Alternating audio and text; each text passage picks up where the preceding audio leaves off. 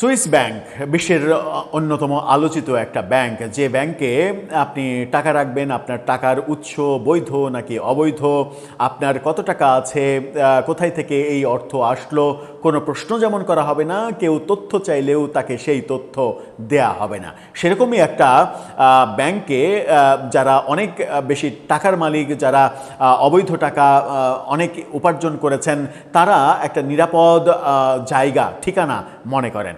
এবং বাংলাদেশের বহু মানুষের সুইস ব্যাংকে অ্যাকাউন্ট রয়েছে, বহু টাকা সুইস ব্যাংকে তারা রাখে, লেনদেন করে।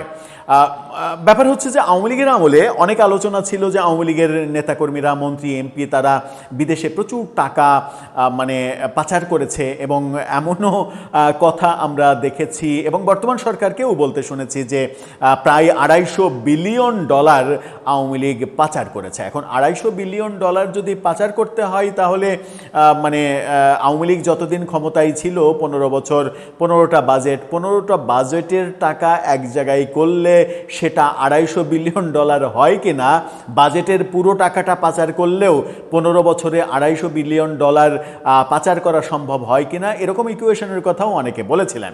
সে যাই হোক, রাজনীতিতে অতি রং মাখানো কথাবার্তা হবে, এটাই স্বাভাবিক। বলছিলাম সুইস ব্যাংকের কথা। আওয়ামী লীগের আমলে টাকা পাচারের ইতিহাস অনেক শুনেছি, আওয়ামী লীগের পতনের পরে সব থেকে বেশি শুনেছি।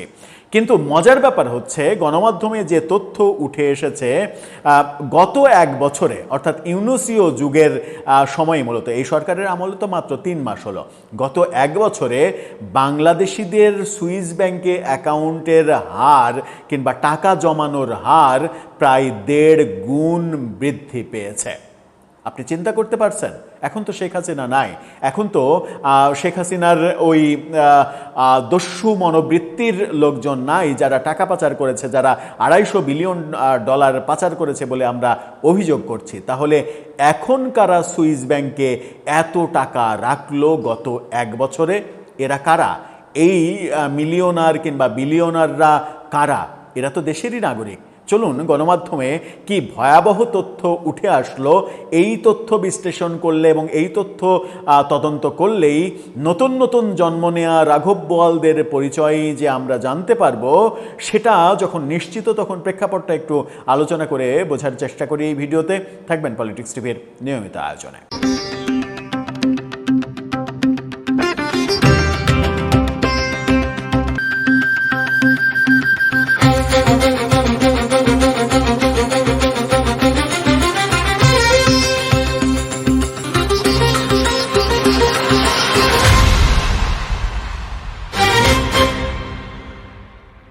দর্শক, বলছিলাম সুইস ব্যাংকে অ্যাকাউন্টের কথা। খুব অনেকেরই স্বাদ জাগে অনেক টাকা হলে সুইস ব্যাংকে রাখার।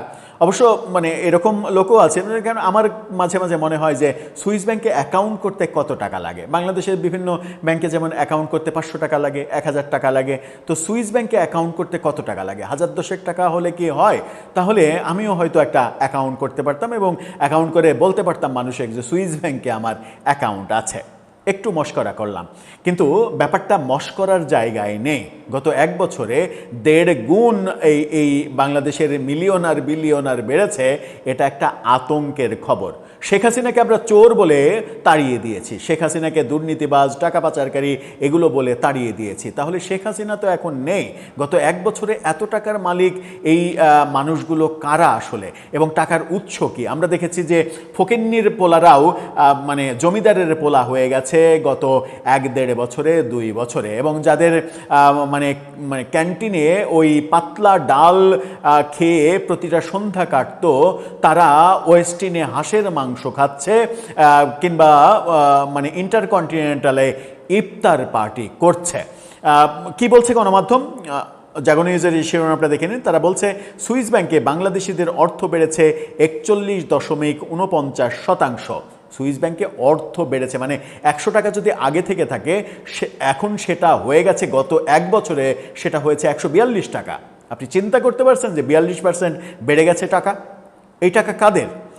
কি বলছে? সুইস ব্যাংকে ফুলে ফেপে উঠেছে বাংলাদেশিদের আমানত। এক বছরে এই দেশটির ব্যাংকগুলোতে বাংলাদেশিদের জমা অর্থের পরিমাণ 41.49% বেড়েছে। জুন প্রকাশিত সুইজারল্যান্ডের কেন্দ্রীয় ব্যাংক সুইস ন্যাশনাল ব্যাংকের বার্ষিক প্রতিবেদনে বলা হয়েছে 2025 সালে বাংলাদেশিদের জমা অর্থের পরিমাণ বেড়ে দাঁড়িয়েছে 83 কোটি 41 লাখ সুইস ফ্রাঁ, অর্থাৎ সুইজারল্যান্ডের মুদ্রা। 2024 সালে এর পরিমাণ ছিল 59 কোটি থেকে সেটা হয়েছে 83.5 কোটি সুইস ফ্রাঁ। একবার খালি কল্পনা করেন, কল্পনা করলেই বোঝা যায় যে 2025-এ কারা ক্ষমতায় ছিল। 2025-এ বিএনপি ক্ষমতায় ছিল না, 2025-এ মেটিকুলাস ইউনুস সরকার ক্ষমতায় ছিল। এবং মেটিকুলাস ইউনুস সরকারের আমলেই আমরা দেখেছি যে ছেলেটা মানে মেস ভাড়া করে থাকার সামর্থ্য নাই বলে হলের গণরুমে থেকে ছাত্রলীগ করতে বাধ্য হয়েছে বলে বারবার সেই কথা বলে বলে মুখে ফেনা তুলেছে, সেই ছেলেটাকে আমরা পরবর্তীতে দেখেছি জমিদারের নাতি হয়ে গেছে এবং শত শত গাড়ির শোডাউন করে এলাকায়। যে ছেলেটা মানে 3 বেলা ঠিকভাবে খেতে পারতো না, সেই ছেলেটা প্রাডোতে চড়ে, মার্সিডিজে চড়ে। যে ছেলেটা গ্রামের সব থেকে ভাঙা বাড়ির ছেলে ছিল, সেই ছেলেটা 1 বছরের মাথায় গ্রামের সব থেকে বড় বাড়ির মালিক হয়ে যায়। এই দৃশ্যগুলোই তো আমরা দেখেছি। তাহলে এই টাকা কাদের, সেটা তো একটা বড় ব্যাপার। বর্তমান বাজার দর অনুযায়ী সুইস ফ্রাতে 152 থেকে 153 টাকা পাওয়া যায়, যেটা ডলারের চাইতে অনেক বেশি দাম। ডলার তো 120-22 টাকা, সেটা 153 টাকা সুইস ফ্রা। প্রতি সুইস ফ্রা 152 টাকা ধরলে সুইস ব্যাংকের প্রতিবেদন অনুসারে সুইস ব্যাংকে 2025 সালের শেষে বাংলাদেশিদের অর্থ জমার পরিমাণ দাঁড়িয়েছে 12,678 কোটি টাকা। প্রকাশিত প্রতিবেদন অনুযায়ী 12,000-এর মধ্যে গত 1 বছরে নতুন সংযোজন হয়েছে প্রায় 5,000 কোটি টাকার বেশি। প্রকাশিত প্রতিবেদন অনুযায়ী 2021 সালের পর গত বছরই অর্থাৎ 2025 সালে বাংলাদেশিদের সর্বোচ্চ পরিমাণ অর্থ জমা হয়েছে সুইস ব্যাংকগুলোতে। অনেক উপদেষ্টা সম্পর্কেই তো আমরা শুনি যে যারা বিটকয়েনে লেনদেন করেছে, যারা ক্রিপ্টোকারেন্সিতে লেনদেন করেছে, যারা হাজার হাজার কোটি টাকা বাংলাদেশ থেকে পাচার করেছে। সুইস ব্যাংকে টাকাগুলো কি তাদেরই? এই টাকার উৎস কি? কোথায় পেল তারা? হঠাৎ করে যার মানে 500 টাকার পাঞ্জাবি কেনার সামর্থ্য ছিল না, সে প্রতিদিন অন্তত 20,000 টাকা দামের পাঞ্জাবির ডিজাইন চেঞ্জ করে কিভাবে? কিভাবে মানে আইফোনের চাইতেও দামি 2-3টা ফোন হাতে নিয়ে ঘুরতে পারে? কিভাবে গাড়িতে চেপে ঘুরতে পারে যারা কয়দিন আগেও ছাত্র ছিল, যারা শুধুমাত্র হলে সিট পাওয়ার জন্য, মেসে থাকার টাকা নেই বলে হলে সিট পাওয়ার জন্য ছাত্রলীগ করতে বাধ্য হয়েছে, এই রকম ফালতু কথা আমাদেরকে বিশ্বাস করানোর চেষ্টা করে। দর্শক, আর কি কিছু বলতে হবে? বাকিটা আমাদের বোধহয় বুঝে নিতে হবে। আপনার মতামত জানিয়ে লিখতে পারেন আমাদের কমেন্ট বক্সে।